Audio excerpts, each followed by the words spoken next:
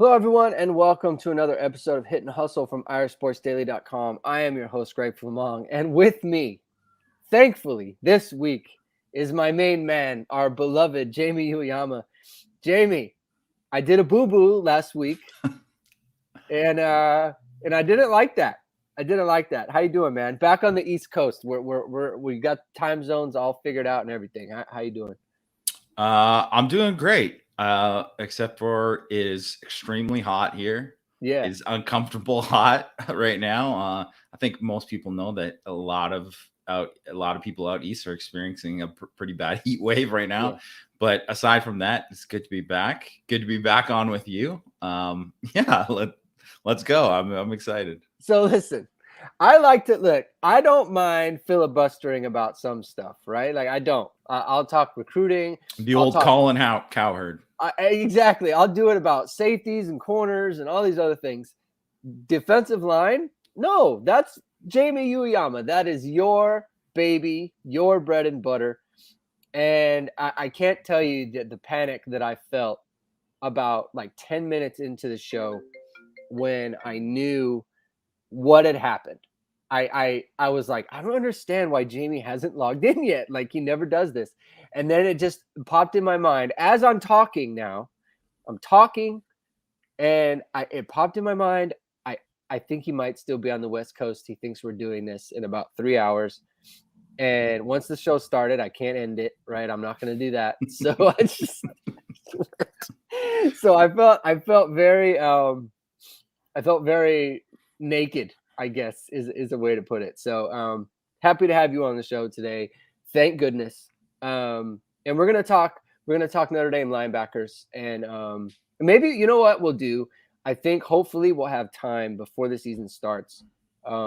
Maybe we'll do another defensive line preview, like when camp breaks, and we have a lot more information. We'll do another defensive line preview because admittedly, like there's a ton of kind of like information that we don't have yet. Yeah. That will be kind of filled in by the end of camp, and then we'll have a lot more answers there, so we'll do a proper breakdown of the defensive line. So we're going to do linebackers today, but before we get into that, Notre Dame put out a new offer for the 2023 recruiting class. Safety Ben Minich. Do you know how to say his last name? Is it Minich? I'm not sure if it's Minich or Minich. I was always going by Minich, but okay. Also, we'll say Minich for until we hear otherwise. But so that's what we're gonna say. He is a safety prospect, and I know we've talked a lot about this. I know you like him as a player. So why don't you tell me, or why don't you tell us about what you think of him and how he fits into the class right now? Well, I've really liked this film. He was a guy who was possibly going to visit for Irish invasion. So he was one of the few Minich. Okay, there we go. There it is. Yeah, he was someone who was possibly going to visit for Irish invasion, and he was going to be one of the lone 2023 kids. And I had watched him before that, and a lot of a couple of the other 2023 kids I watched, I was like, well, this guy's not going to get an offer. And I was like, this guy might get an offer because I liked his film. He didn't have a crazy offer list or anything like that, but I mean, he was a good athlete, very fast, good football player, two-way player, good receiver, good ball skills. Lot to like about him as an athlete, like a downhill tackler, a guy I think could play kind of like, in the box, also play, deep as well, split safety there. And I think just like athletically, I liked him. And then, obviously you see some of the testing times and stuff and some of the track times he's put up this year. And then he camped at Notre Dame too after, and they worked him out in person. So, generally you're going to get a pretty good look at him then. And obviously he checks all the boxes in terms of his academics and all that kind of stuff too. But I really liked him regardless of where he's staying. I think he's a really good prospect. Yeah. We were texting about this yesterday. I was confused by the offer just because I didn't think that they were going to take 5 in the back and taking 5 was like a Caleb Downs thing. Like we can get like a top 15 caliber player. So we're going to do that. And we're not going to take a 5th otherwise. But then just because they hadn't put out a ton of offers. Right. And to me, it just seemed like it was a Downs or bust kind of thing. And now that it looks like they're going to miss out on him, to my sadness, they moved on Minich very quickly. And so, but then you look at the depth chart and you see, Brandon Joseph, DJ Brown, and Houston Griffith, like high likelihood that those 3 guys are off the team. Next year, they're going to move on either to the NFL or just going to kind of run out of eligibility. So it makes sense from that point of view. And I think that, like you were talking about, we're going to put up his highlight tape. We're going to go over that in a second, but his high school inverts their safeties a lot. So based on formation and movement, right? So someone goes in motion, the free safety at the top, they'll slide down into like kind of like a nickel roll, and they'll invert that way. So I think that is a role that I saw Caleb Downs doing. So I think from a skill set point of view, I think they're similar. And so that's why it makes sense to me that they're going to offer somebody like Minich because of, I think he's being looked at by other colleges as a corner. He has a 10.4 to his name, which was a wind aided time. He has a win legal 10.77. He's run some 10.8s, some 10.9s. Personally, I think that's more of where he is, right? Like low 10.8, kind of high 10.8, low 10.8 kind of guy, which is fine, especially in the secondary. Like if you're going to be a safety hybrid guy, then I think, in my opinion, that's plenty fast enough, right? Like I have no problem with that. Because guys you're going up against, like Lorenzo Styles was a 10.8 guy. So I think he ran a low 4.5 at a camp. So yeah, which that totally makes sense to me, right? Yeah. I wouldn't have said he was a 4.4 guy. Yeah. Right. So I would said, low 4.5. And I mean, I think he'll get faster too. So I think, right. When I think about it, I mean, that's plenty fast for a safety, right? I mean, you look at especially where a lot of guys end up testing when it comes to NFL combine time, right? And I mean, there's not a lot of safeties that run below 4.5 when they comes to testing. So yeah, certainly like just speed wise, and I just think twitch and stuff like that, he kind of checks the boxes. I think too, like high school, if you get a high school laser 4.55, that's good. Yeah. Right. Like that's like Kyle Hamilton ran, I think, a laser 4.7. Right. Yeah. And so it's going from high school to college. Like that's different. Like I wouldn't expect him to run 4.55. Yeah. I mean, that's faster than Drew Tranquil. Right. So if he's that caliber of an athlete, and Drew Tranquil was like top of the charts in terms of athletic ability. So why don't we turn on his film here and we can get going on this, then we can kind of talk about him.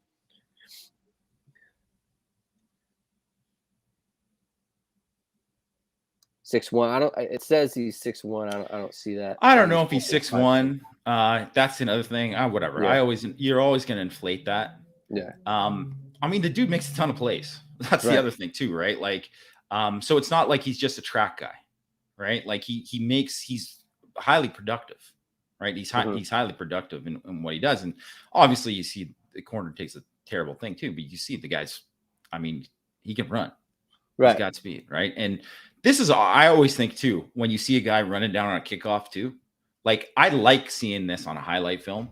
Mm-hmm. Not because particularly like, oh, he makes a play, that's great, whatever.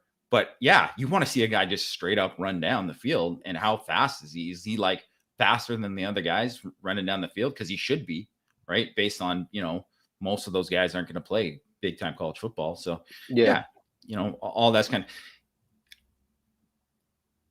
good play right there, right? Obviously, just breaks on the ball. I think he shows good recognition, guy with pretty good instincts,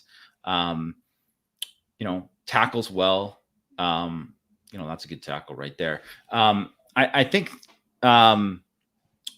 what I see here too, like, with him lined up on the slot is, and obviously he makes a great break on the ball there, but I think too, and you mentioned the part about corner is athletically.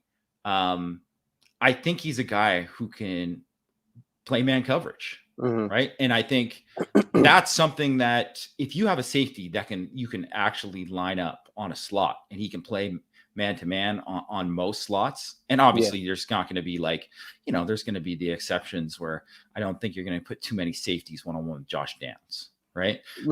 But for the most part, you want a guy who's able to cover, can run, can carry a guy vertically. Right. And I think he can do that. Right. Like what he's doing here, basically.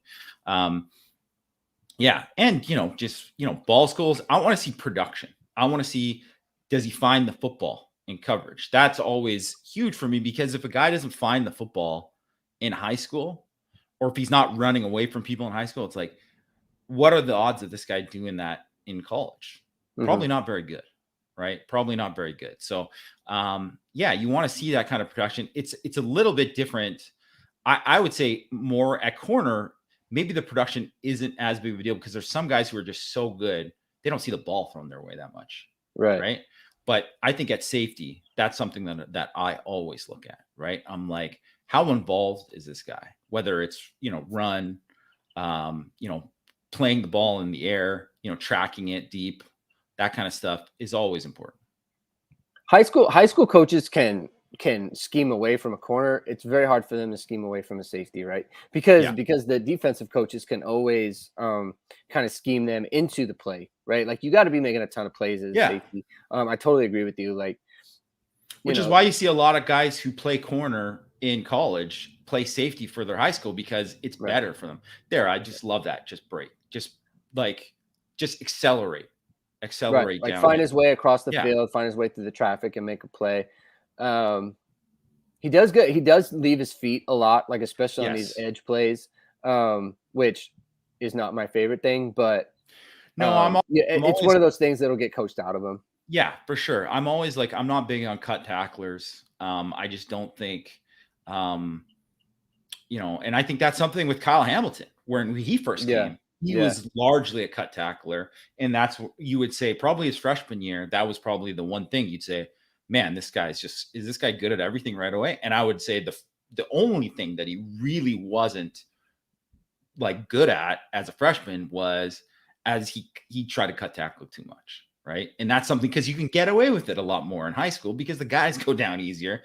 But when, you're going against guys who are 200 back, who's 220 pounds, and he's got balance and he's got strength and stuff. That isn't always going to work quite.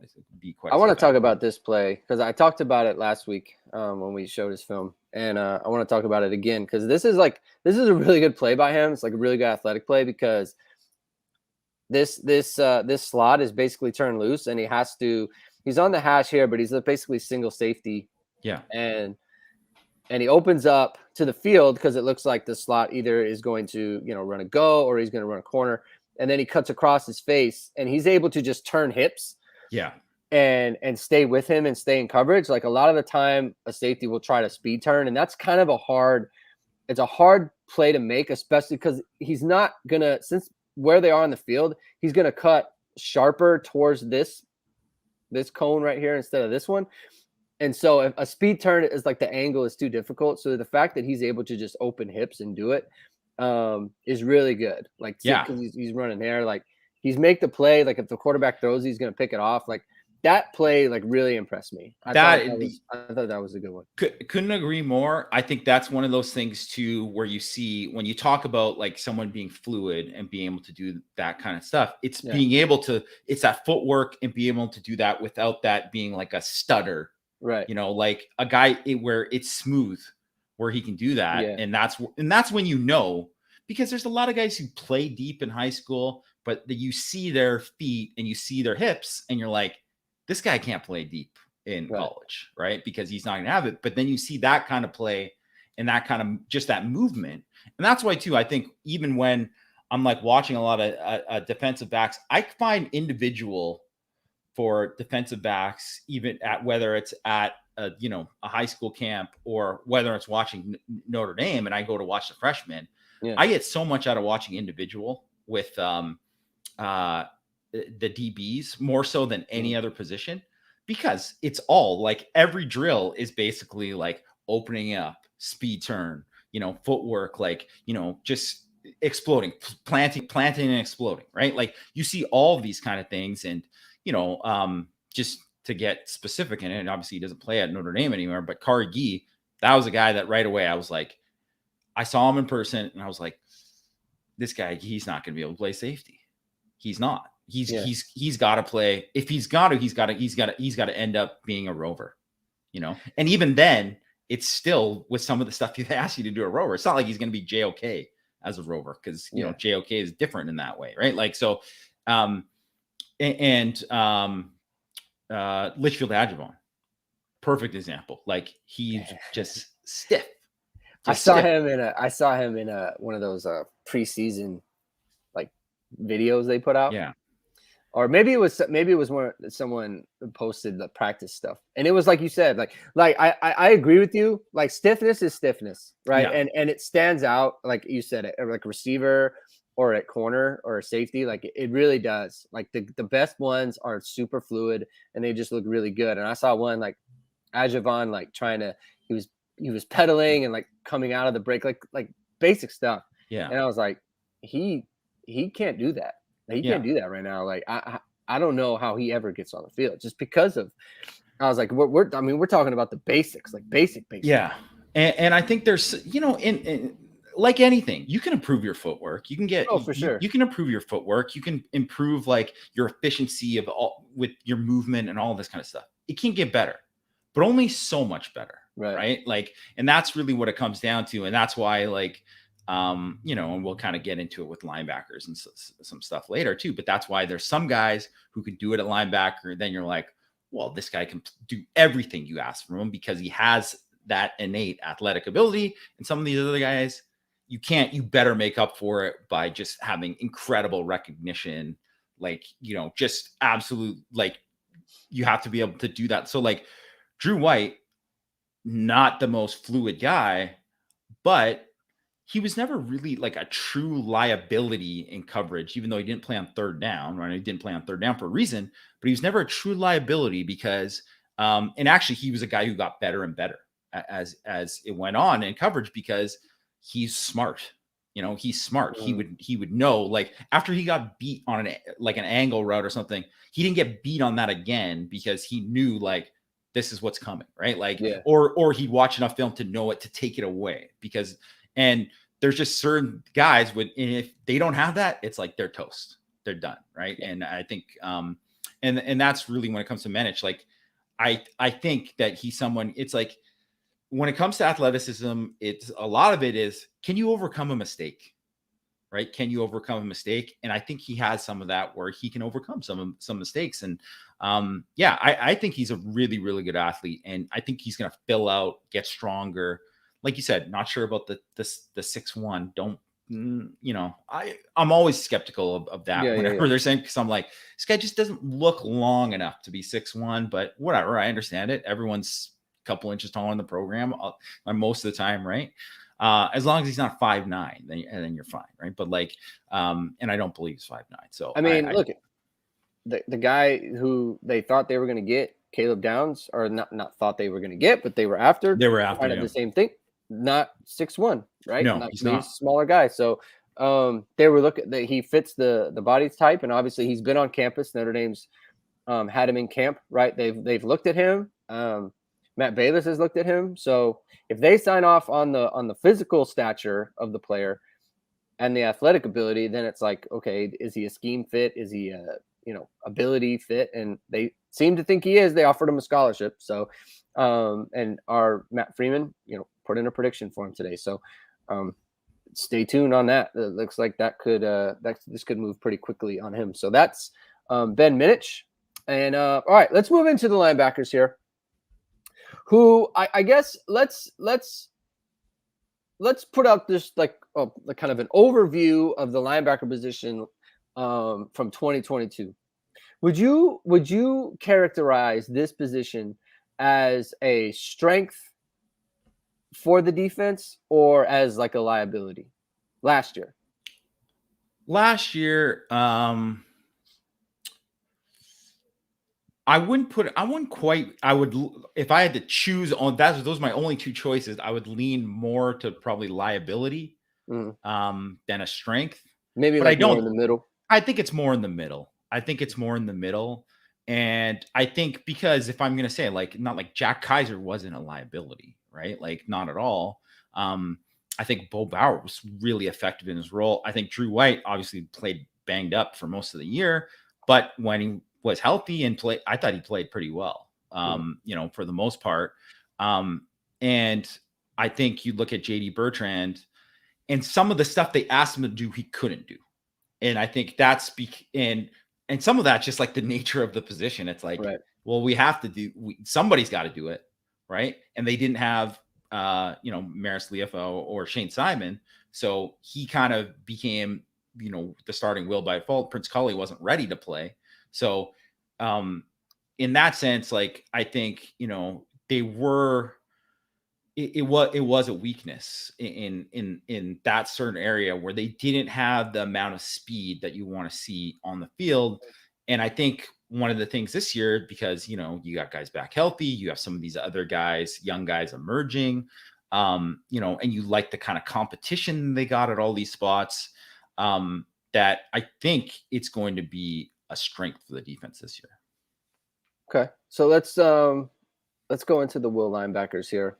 And I'm going to pull up the class kind of chart that we have at Irish Sports Daily, to just so we make sure we get everybody involved. Class breakdown. All right, here we go. All right, so we have got. So look at the wills, right? So we have Maris Liufau, who's a redshirt senior, but I think he has a couple of years. He's still got a couple years left. Yeah. So he's got a couple years. We got Osita Kwanu on here, who I think is a Viper now. He's a Viper, yeah. What we should probably do is just switch him and Jordan Botelho. That needs to be updated a little bit. So he'll put him at Viper. So we have Maris Liufau, Prince Collie, and then and that's probably it for the wills. Just like Maris Liufau and Prince Collie. So what do you? Well, Nolan Ziegler worked at will at the. Okay, so I had him down. So I had him down as a rover. So I'll just kind of. I mean, he's probably kind of like a hybrid. But let's start out with Maris and Prince Collie. Like, what do you think out of those two guys? Like, what are your expectations there? Obviously, everyone was super excited about Maris last year before he broke his leg in fall camp. I mean, what is the ceiling there? Like, I feel like so many people talk about, like, especially Matt was talking about how good he was going to be, but like, what's the I don't know, the comp, like, for what are you talking about? Like what is he talking about when he says he was going to be a star? Like, are we talking about like making third team All-American, or like what are those expectations for Marist? Yeah, I think that is kind of the ceiling, like, that kind of level of play where he's like an All-American candidate. I think that's a ceiling, because I think he's going to make a ton of plays. And really, when it comes down to it, it's not like they go and they're, when people are voting for All-American, they're not looking at like the total grades of like, this guy did everything right here. They're looking at plays and how many, like, this guy had this many tackles for loss. This guy had this many tackles in this game. This guy showed up in this game. Like, he's going to go and, like, against Ohio State, who was the guy who will, like, that, Kirk Herbstreit has to mention like 10 times during the game, because this guy keeps making plays. And that, out of the guys on Notre Dame's team at linebacker, it's probably Maris. And yeah. I think that is the ceiling for him, is to be an All-American candidate. And I think he would have had, I think last year, it's a shame, obviously, what happened last year, because he got hurt. And last year, I think, could have been maybe that 2019 JOK kind of year where you're like, maybe there's some ups and downs, but the ups are really up. Right. Yeah. And then you're like, okay, this Georgia game, and you're like, man, JOK is just making plays. He's one of the guys who's helping keep them in the game, right? Because he's making plays out here. Or like, that Iowa State game where you're like, this dude's basically like taking over this game, right? Mm-hmm. And I think that's the kind of thing. And then obviously when he got to the next year, you saw him like be like a Butkus Award candidate. So I would think that it's probably going to be, it's fair to kind of like have expectations that he could have like a 2019 JOK closer to that kind of year. Where, you know, because let's face it, he missed a year. He missed a complete year. And there's all that kind of stuff that's you know, that it's not that easy to kind of jump back into it, especially because even though he played and he started at the end of you know, the 2020 season, he still doesn't have that much experience. And so, you know, there's still going to be some growing pains. And I think the one thing with him, and I would say, is that there's he's got to play. He plays like with his hair on fire. He's always going downhill. He's always someone who's like finding, like, his instincts are special, just special instincts. But sometimes when you're like that, you might backdoor a play when you're like, nah, you got to fight across this guy's face here. And because you backdoored this play, this is going for like a 20-yard run because of it.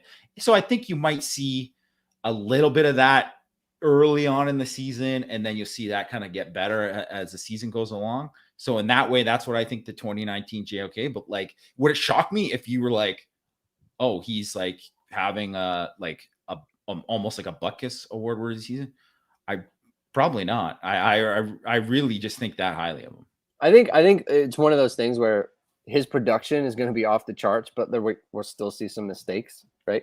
Like, you feel like the consistency isn't there, but the impact is kind of insane. So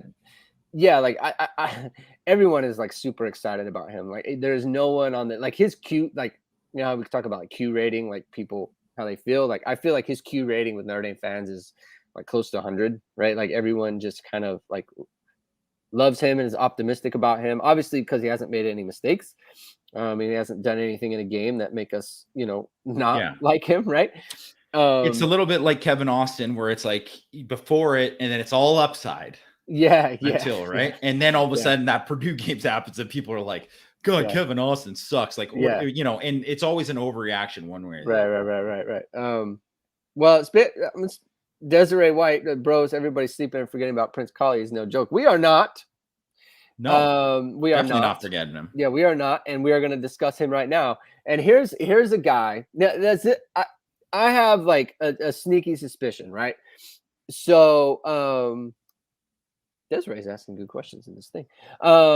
So we are. Yeah, thanks, Desiree. Yeah. Matter of fact, I've never seen you in the show before. And if this is your first time, then hit the subscribe button, hit the like button, and you can ask more questions every time we do a show. We'll bring them up. And we're going to bring up this next one in a second. Prince Collie. So looked like a completely different player in the spring, even in and from a body type standpoint, right? Looked a lot quicker, looked a lot slimmed down. Like, obviously the spring or the winter workouts had done wonders for him. I think getting COVID last year, like, what was it? Early in the season. Purdue? Yeah, it was like right when he was going to start to make an impact, and he got COVID. He missed 2 weeks, and it really set him back, right? He got on the field a little bit, but and it wasn't one of those things where it was like he got COVID. Like, I think he was sick. Some people get COVID and it's like they no symptoms the whole time. Right. I think he was actually sick. Yeah. So not the best situation for him, but you know, looked better in the spring. And here's my thing about this spring, right? Everyone's working hard, right? Like, winter workouts and everything, and everyone's working hard. In the spring, everyone's working hard and that sort of thing. But the winter and spring has a different kind of intensity for the whole team than summer. Like, summer into fall, like, that's when it's like, okay, season's coming, things get serious. And I think with Prince Collie making a jump like that, when it was like the urgency isn't really there, once you combine that with what he's done probably in the summer at this point, I think you could even see a bigger leap in fall camp. And we're going to talk about like what to do about the position kind of as a whole in a second. But I just think that we could be on to something here. Like, it wouldn't surprise me if you guys get to see practice and, go to one the open practice to start the year, and then some, 5 minute or 5 periods in there, we hear from Matt and stuff, and he's like, hey, Prince Collie is like really, really coming on. Like, do you agree with that? Do you think that he could be in? Absolutely, I agree with that. I think what you mentioned about the COVID thing, I think that was a huge thing last year. I also think, when he first came in, remember at the beginning of camp and when all this kind of stuff is when he first arrived, first of all, he's the only linebacker who basically, because Connor Kia moved to Viper, right? So he was the only linebacker, a freshman linebacker. He came and he was playing, in high school, he played very much a rover type of role. He started out rover. Well, he had to move to Will because they didn't have anybody. Yeah. So he just, he didn't work at Will. He was basically the fourth guy at Rover too, because they had Isaiah Pryor, Jack Kaiser, and Paul Mwala before Paul Mwala got hurt, right? And Paul Mwala was having a good camp. Like, he was going to play and stuff too. So that Collie was not getting many reps, which is pretty typical for a freshman when you have like, good players in front of you, right? And you're learning and getting along. And, there's a lot of the things too, where you find out you're like, man, I'm just not like, I can't just be the best athlete out here. I got to do all these other things. And he's kind of talked about that, where he had to go through that transition too. So he basically, at the beginning of the season, had to move to like a new position where he's playing kind of in the box, right? Off the ball, in the box, comparatively like to playing in space. And it's a different ball game, right? So he had that kind of whole adjustment plus the COVID, and then there's that. So it totally made sense that he was going to make a jump this year in some form or fashion. And I think he, by all reports, I think he had a great spring. I think he looked great in the spring game.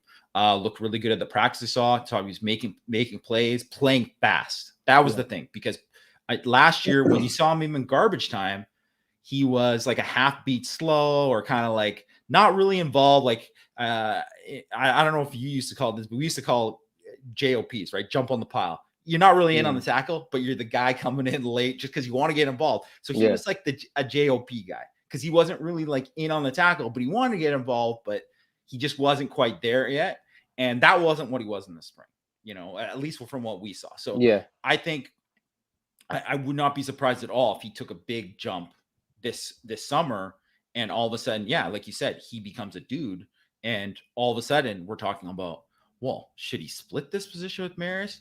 Do they need to, should these guys be playing on the field at the same time? What are we going to do here? Like, because this guy might be too good not to play. So I think that's a real scenario. And I think that's an ideal scenario, really, if he's just ends up being that good. And it's not out of the question at all. Yep, I agree. I mean, I great pedigree, right? Won the butt kiss in high school. He was a two-way player, so he's used to having a lot of responsibility, and I think that's important, right? Like a guy like Josh Burnham, who Desiree brought up a second ago. We're going to bring him up.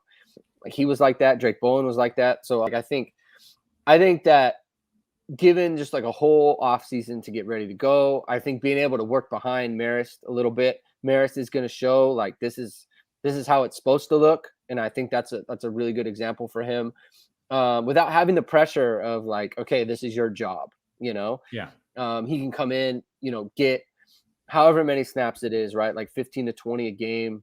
Spell Marist.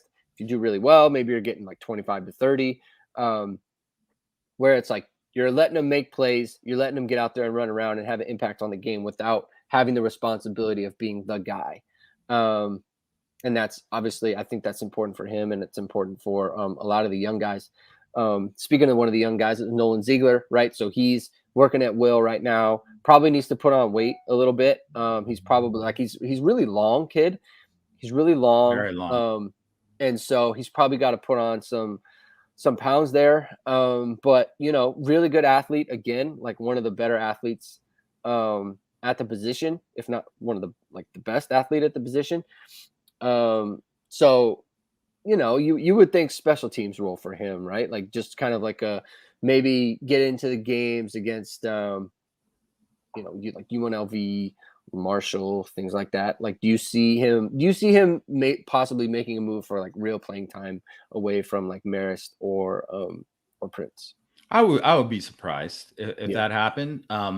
Plus, he's another guy who played a safety slash roverish type of role. Yeah. Played out in space, and he's got to make the transition inside. So think of a little bit like he's kind of like a Drew Tranquil in that way a little bit. But then Drew Tranquil did that much later in his career, was a much bigger, much more physically developed. There's just things where you got to do it like where when you're not playing a space, you got to, it's a lot easier defeating blocks when it's a slot receiver that you're beating the block rather than a guard. Right.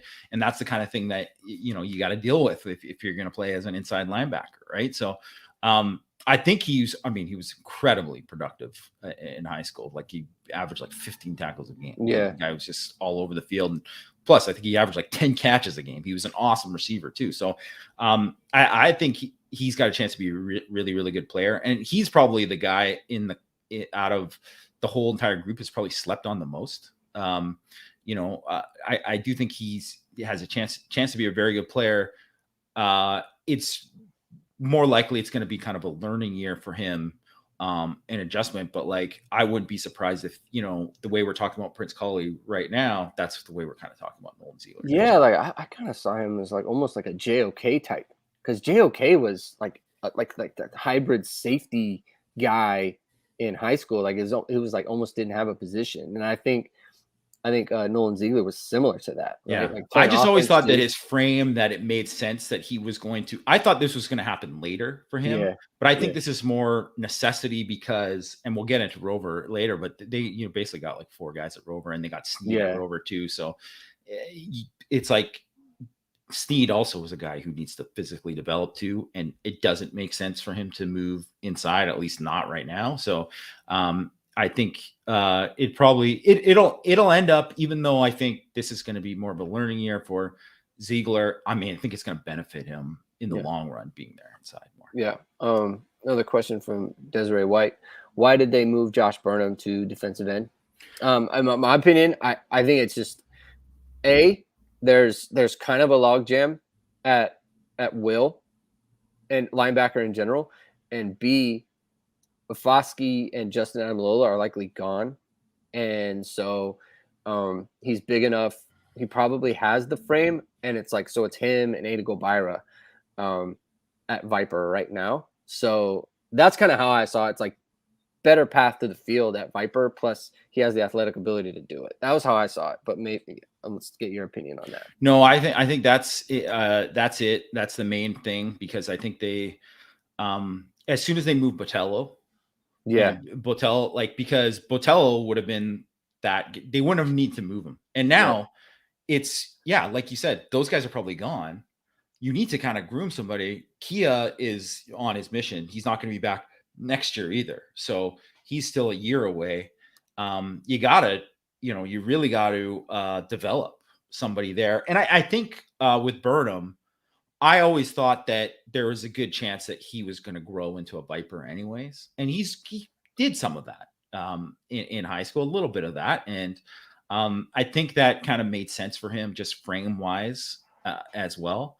And I do think he's got a lot of like pass rush potential there too. So I think that's mainly got to do with it. And I think the other thing is that when you take 4 linebackers, you play 3 linebacker system. And even if you really like Josh Burnham as linebacker, and I'm sure they did, they took him as linebacker, but they were all on campus early. You like what you see from Sneed, you like what you see from Ziegler, definitely like what you see with Junior Tui Halamaka. So it's like, it gives you luxury of saying like, it's not like robbing Peter to pay Paul. Like you're just actually moving someone. It's like, well, we got too much depth there, so we can just we can kind of move around, and that'll help. It'll help us in both ways. Yeah, and keep in mind, right? Like, to everyone's chagrin, they lined up Isaiah Foskey and Justin Adamilola in a linebacker position a lot last year. So it's something that's a featured part of that position, right? So getting a linebacker who's a really good athlete, who has really good length and really good size, is beneficial to move him to that spot. So That's kind of how I see it. And that makes a lot of sense. All right, let's transition on to the Mike linebackers, right? So we have Bo Bauer, who's a fifth-year senior, graduate senior. You have JD Bertrand, who is a fifth-year senior, but I think still has eligibility. And then you have Junior Tuli Halamaka playing in the middle there. And this is interesting, right? So I think Will has a kind of a clear pecking order, whereas Mike is very much in the air. And I don't think it's know, a battle. Yeah. Yeah, like I don't know how to evaluate it. I guess let's go through. Let's make a case for, I guess, each player, right? So let's start with Bo Bauer. Has mainly been, incredibly enough, he's been like a nickel guy. He's been like their nickel Mike for the last couple of years, which you wouldn't have thought, right? Like you would have thought that was his liability as a player, and he's been the nickel guy. So tell me, like, what is the case for him to kind of move into the first linebacker, right? So he was playing that in spring, but JD Bertrand was dealing with a wrist injury, I think it was. He had a broken wrist. So tell me, what's the case for Bo Bauer there? Well, one, I mean, he's played a lot of football. You know, that's just that's one thing. He's played a lot of football for Notre Dame. You know, and when you're playing on third down, like he has a lot for last year, like that's the money down. Those are important, critical, like get off the field downs, and he's been productive. He's made plays, right? He's made plays and done that. So you know that he's someone that can play under the lights because he's done that before, right? I think, you know, when you like him, you just like how his mentality in terms of like kind of setting a tone. He's got that, like, he's a physical guy. You know that this guy's going to play all out on every snap. You know that, you know, he's gonna have a pretty good understanding of the defense. He's someone that you could go there and you can count on him for what his strengths are and that he's going to be able to do those things well. Yeah. Right. You know, I think one of the things in his kind of his nickel role, they've used him smartly where they're not saying, hey, you know, run with this tight end vertically down the seam a lot. Right. That's not what he's doing. He's like, you're running green dog here on this back here. If he leaks out, you got him. Right. If he stays in, you blitz. Right. Or they've used him as a pass rusher a ton. And he is a good pass rusher. Yeah. Right? He is a good pass rusher, you know, good running games and stuff with the defensive line and working in tandem with them. So I think, but it's kind of like some of the stuff that you're like, well, that's what he's really good in, this defined role. Can he do all these other things? And that's the one thing you think about. But I mean, I think you could certainly do a lot worse than a guy who's played quite a bit of football and been pretty productive for Notre Dame. And he's a playmaker. Yeah. Like he's been making plays. Like people forget, like he makes plays that are like really, I guess kind of underrated, you know, like for one, like you said, he's a really good blitzer. So that's part of it, right? Like a havoc play kind of guy. You know, made an interception against Pitt last year in kind of like a nickel roll. Or no, 2 years ago. 2 years ago, yeah. The COVID year, yeah. And then last year against USC, right? Like Kyle Hamilton goes down, and it not only goes down, but like pretty clearly goes down, and it's like he's not coming back in this game, certainly. And so it's like, okay, we're playing USC. They're driving already. And now Kyle Hamilton's hurt. Everyone's looking at the sideline like, what's going on with him? And USC's in the red zone. And he gets like a tip pick, runs it down to like the 3, right? And obviously like it's a tip play, right? But you're there to make the play, you know? And then the North Carolina game where he has the wheel route against the North Carolina running back. Ty Chandler, yeah. Ty Chandler's running for like 1,400 yards, running 4.4s. He runs he's a much better athlete on paper, right? But that's where it comes down to, like we're saying, like he knows the wheels come in. Yeah. Well, if he takes a bad angle, he's toast. But he takes the right angle and he's there and he makes the play. Breaks up the play. Right. And it's like, look, you know, it should not happen, right? North Carolina, they see that matchup. and they think we And got of Ty course they're Chandler going to take against that. Bo Yeah. Bauer. Ty Chandler against Bo Bauer. We're throwing the wheel route, and Bo Bauer makes the play. And that's like there's what's on paper and what you can do, and then there's what you do in the game. Yeah. And the guy is not perfect, obviously, but you never see him and you think we got boned because Bo Bauer was out there. No. You just don't think it, and that stands for something, right? And that's like people wonder, like, why does Notre Dame ask him back? Like, that's why, right? It's such a almost like he's been productive, right? So that's the thing is like there's Bo Bauer on paper, and then there's the production on the field, and that's where it's been. So I totally see the case, and I totally energy guy, it. total team guy, all that kind of stuff. There's a lot of reasons that you would want this guy to be your starting Mike. Yeah. And then, but then there's JD Bertrand, right? Who I think was playing out of position last year. Tons of production, both good and bad, right? Like over 100. He led the team in tackles by like 50, right? Yeah. Like double up the next highest player. And that's how you get to JD Bertrand last year. A lot of tackles for loss, like a ton of havoc plays like early in the year, and I think it fell off, obviously, for reasons that I think people understand. And then, but everyone's kind of talking about like he's not a Will, he's a Mike. He needs to play the Mike position. Now he's in the Mike position, slowed down by the wrist last year or last spring. So he like probably the most forgotten player, but for the most forgotten productive player on the Notre Dame defense for sure. And so, what's his case, right? Like he's almost like I don't know if he's more athletic than Drew White, but he's certainly similar to him. You feel like there's a ton of leadership there as well. Incredible work ethic. Work ethic. Trouble with missed tackles, right? Like that's. Yeah. But I mean, part of it too was he had the wrist injury last year. Right. That a lot of people, that's why he missed the spring, or he, was a limited participant in the spring. So I think what you said about like the tackles and all that, like, you don't just like fall into tackles. Like that's just not like, it's one of these things. And I understand like, there were plays that he missed. And certainly like there's like key plays, and everyone has in their mind specifically that one drive against Oklahoma State. And I know we talked about it. We did a video on it, right? Not on that specific drive, but that Oklahoma State game where basically it was 3 bad JD Bertrand plays that led to, or missed JD Bertrand plays that led to a touchdown, right? So, and that's big. And you know what? The only way, I mean, that can't happen, right? That can't happen. You can't have that happen. At the same time, like there's like a very short list of guys who've had 100 tackles in a season during the Brian Kelly era. And he's like one of 4. It's like Tavon Coney, Jalen Smith, and Manti Te'o, and JD Bertrand. That's pretty good company to be in with. Like, so I don't think it's a fluke. Like, I don't think he's like a bad football player.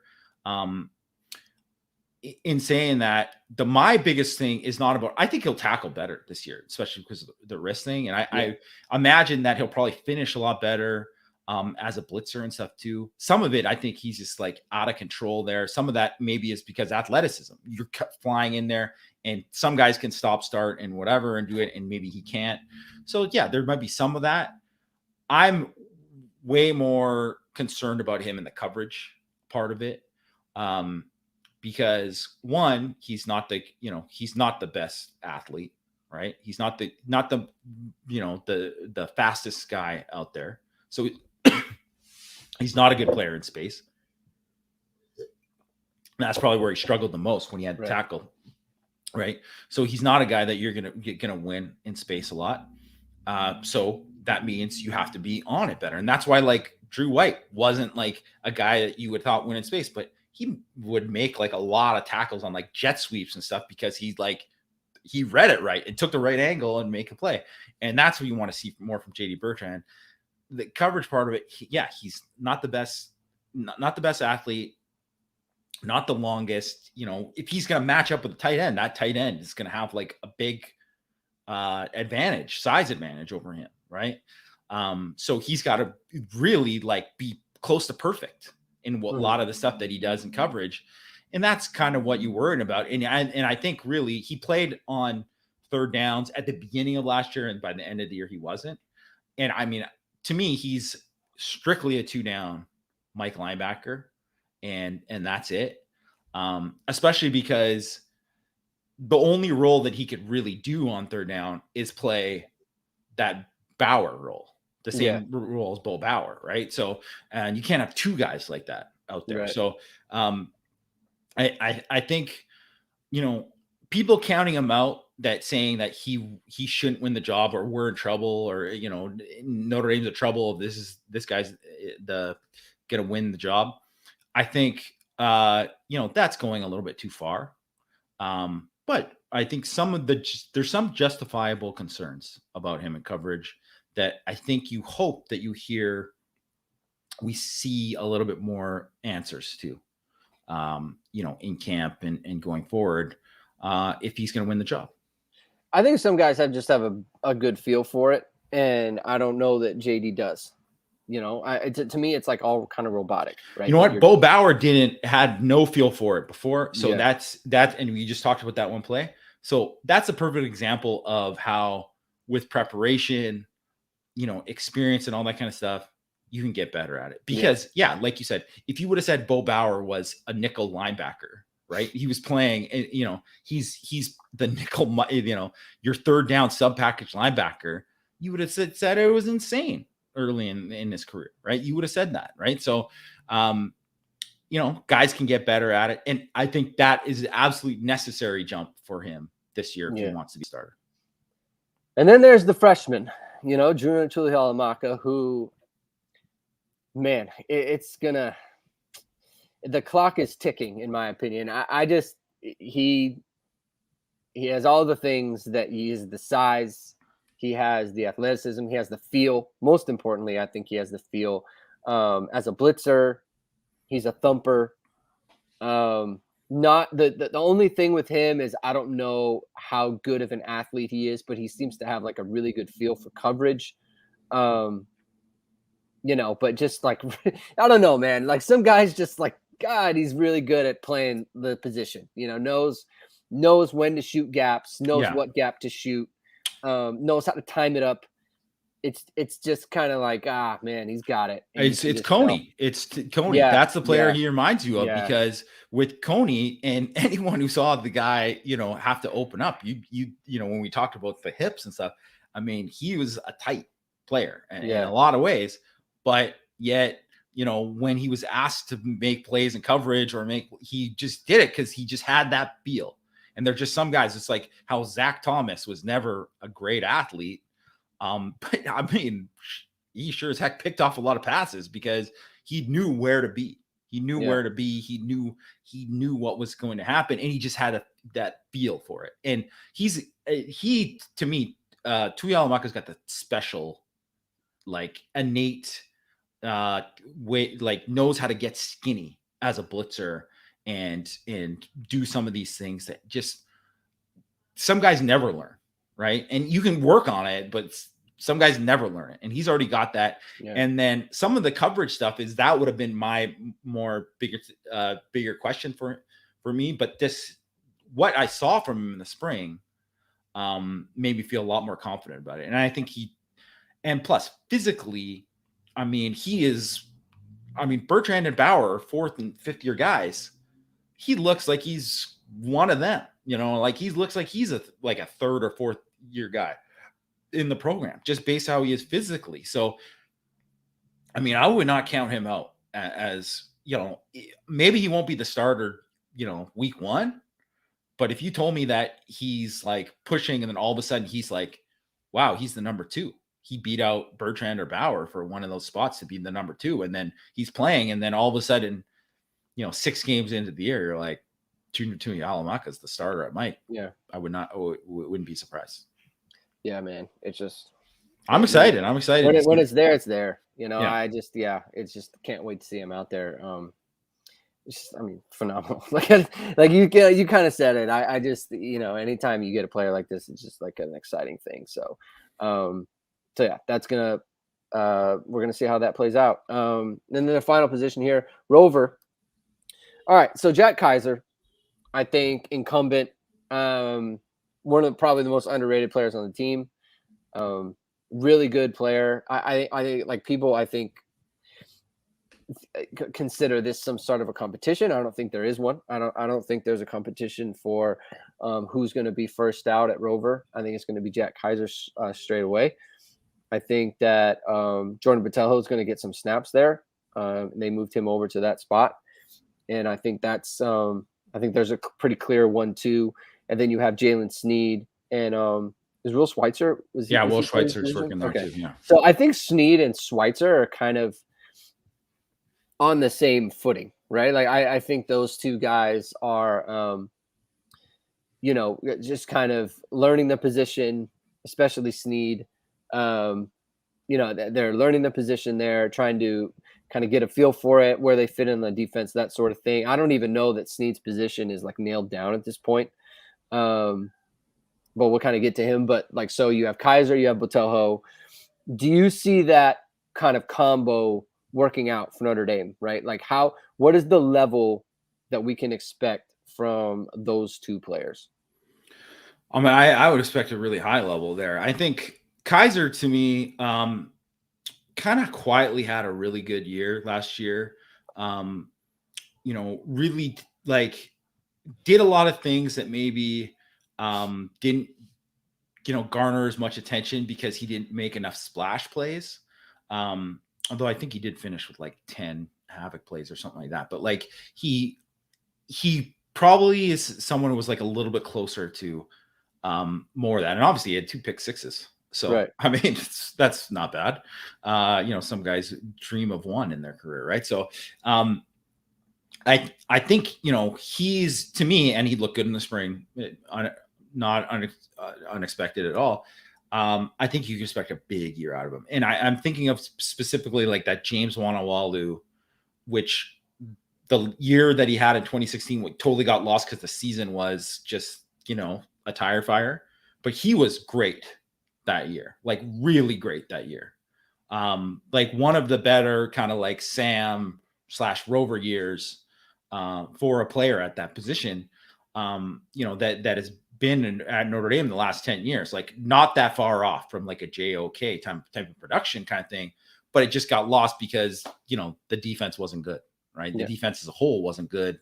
And the team wasn't good. Right. So I think you can kind of expect some of that from there. And I do think like Botelho, to me, man, he's one of the most intriguing guys on the team, because if he plays like the guy that you saw in the blue gold game, where it's kind of like controlled violence is the way I would say it, because he's always been a guy who's like, man, he's just flying in there. He wants to be involved. He wants to be physical, but it's like almost reckless. Right. And to me in the spring game, and I know it's basically one practice, but he looked like he had a better understanding of playing his role, of attacking things, being smarter about angles, all that kind of stuff, let alone like, even if he didn't have that pick in the spring game and all that too. Right. So, that helps too. I think it's a different kind of like 1-2 than you would see, because they don't have that same level of, not having a JOK type. It's different there. Right. But is it really that much different than when you had like Asmar Bilal there? No, it's not. Right. Like, or even to a sense, Drew Tranquil, I'd say is a little bit more, but the difference between like Drew Tranquil and Jack Kaiser, I don't think is very big in terms of athletically. Right. So I think I would say, oh, this is funny. Gary News, but destined for gloves in the ring. No. That's, I think you are, no, I don't think so. I think it would be something different, but no, I honestly too, like, I think he's someone, there's been a lot. I mean, there's been a million guys like this over the years that have kind of like needed to mature in a lot of ways, like on the field, off the field. And I think he's one of them. So I think there's a big opportunity for him this year. And I think that has a chance to be a really good 1-2 punch. And then I think with like just quickly on Sneed, and I know people want like because he was like a 5-star, he's a super talented guy. To me, he looked in spring. I mean, first of all, love the effort level, love what you see him just running around. But he's a guy. He played as a space backer as a sophomore, played as a down lineman as a junior, and then played as a free safety as a senior. So whatever, that's the high school. I'm not trying to criticize their high school team. They do what you got to do to win, whatever, right? You're putting these guys in the best way, and he's going and making plays and being productive no matter what, right? But that doesn't do anything to help this guy's development and help him for college. So it's a different adjustment, no matter how big his potential is, how high his ceiling. Right. So if he made a big jump this summer because he was in the spring and then all of a sudden things are clicking for him more, it could happen. I think what it's most likely to happen is that this is another kind of similar to Ziegler. It's going to be kind of a learning year for him. And then he might be someone who's ready to really explode in year 2. And I think with Schweitzer, I think it's intriguing because he was a linebacker in high school and was a pretty good one. And then kind of was like a guy they projected to be an edge. And I mean, he was hurt when he first got to Notre Dame. So that was like, part of the problem. He had a shoulder thing. And then didn't think he like kind of physically like developed maybe like they wanted him to. And that injury probably had a lot to do with it. I thought he looked pretty good in the spring. Like I thought he looked pretty comfortable out there. So, I mean, there's definitely been guys like him in the past who've like been kind of like you don't think are going to be players, and all of a sudden they become players. So, I'm not saying like look out for him. He's a sleeper to watch this year, but I'm also like I'm at least intrigued. I want to see more of them. So I think they're going to be strong at the rover position no matter what. Yeah, so I think like the difference between like Sneed and Ziegler compared to like Tuihalamaka is, like you said, I think Sneed and Ziegler need to watch someone do it. These are the guys who can do it, right? So you're watching Marist and Prince, and then Sneed will watch like Kaiser specifically. It's like, oh, okay, like these are parameters of the position. Then I can do my thing. Like Tuihalamaka has been a mic forever, knows how to play the mic, right? So it's one of those things, like you just said, like those guys have been moved all over the field their entire careers. Junior Tuihalamaka has not. He's always been a linebacker, learned how to play linebacker. Now he's just different in terms of like his knowledge of the position, right? So that's the difference there. And so that's kind of how I see it, as far as like those two versus like Tuihalamaka. So all right, so I agree with all your comments regarding like the position and Jack Kaiser and everything. I want to get into like a big like overview of like how this could actually look without positions, right? Because here's how I see it. You have Prince Collie, you have Jordan Patelho, and frankly, you have Jack Kaiser, right? Who they are slotted into positions as far as like the depth chart and where they are. But you have Al Golden, who came from the NFL. And in the NFL, they have a lot of specialized roles for players. And I think those three specifically, and even Marist to some extent, but it's different because he's like the starter. But you have those three guys who have skills that don't really fit neatly into a position. How do you get the best out of them, right? Because I think that you have talked a lot about Kaiser and what he can do. Is he better suited to play in the middle of the defense, right? Like, is he better suited to play Mike? Patelho, rover, fine. But like, what is a specific role that he can play as a pass rusher, as a havoc creator that doesn't fit neatly into Mike, Will, or Rover? Like, what can they do with those guys? Do you think that they can create specialized roles to get things out of like a Prince Collie or a Jordan Botelho or Jack Kaiser on like a week to week basis that we don't really know about right now? Like, do you think that's somewhere possible? Am I just like dreaming this up? No, I think this is exactly what we're going to see this year is way more variation because they have like almost too many guys, right? And obviously it could be a situation where injuries all of a sudden, it's not looking that way. Because I think last year you were going to see a lot different stuff on third down if Marist was healthy, because we even saw it in practices and we're like, oh, here he's coming off the edge here and here he's doing this. And we're like, oh my gosh, like this is going to be just like Swiss Army knife. He's like all over the place. So I think there's so many different things you could do with Marist. Like in terms, he could be an edge guy. Botelho can line up at the edge. Jalen Sneed, I don't think he's, like I said, I think it's probably a learning year for him too. But if you said that all of a sudden he became a guy who was like lining up off the edge later, and you got Josh Burnham is a hybrid type player, like you said, right? Like I think what it opens it up for is a lot more stuff, specifically in like third down and sub packages where they're pretty static, last year in terms of like, this is like, we got our 4 best pass rushers, our kind of like NASCAR package, our like, this is our pass rush group.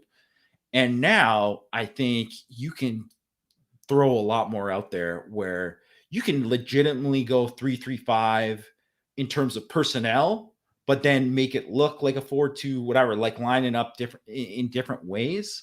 And where guys can like line up and rush the passer from different areas and stuff too, where you can like attack protections different. You can attack like this left guard is the guy that we're going after this week. Like you can do a lot more things with that, where it's not always like Jason Admiral is just going to destroy this 3-tech or whatever, right? Or destroy this guy from a 3-tech spot, right? Like, there's a lot more things that they can do. And then honestly too, you want to be able to do that because you're going to go into games where it's like, you don't want to go into a situation where let's just say like late in the year when you're playing Clemson, and Clemson has, they have basically a whole, 2/3 of a season worth of tape on you now.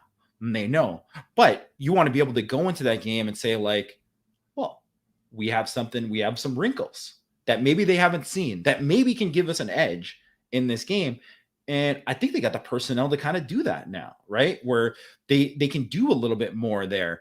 And man, it's just going to be so interesting.